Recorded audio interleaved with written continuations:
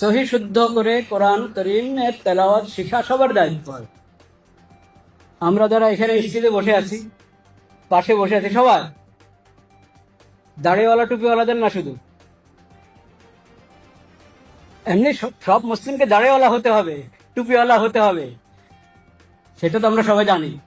আমলের মধ্যে ত্রুটি থাকে, সেটা অন্য কথা, কিন্তু এটা জানি সবাই, সব মুসলিমকে টুপিওয়ালা এবং দাড়িওয়ালা হতে হবে।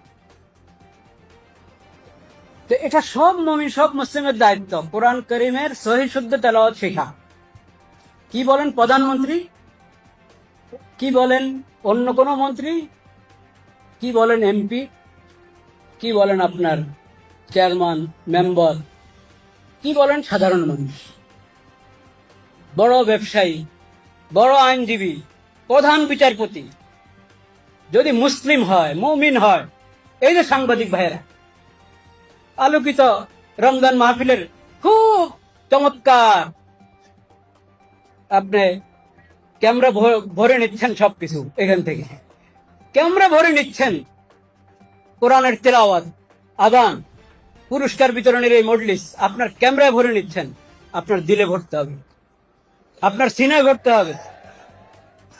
ওই কোরআনের তেলাওয়াত সহি শুদ্ধ শিখা আমাদের সবার দায়িত্ব, সবার দায়িত্ব। সহি শুদ্ধ তেলাওয়াত শিখবে এবং তেলাওয়াত করবে।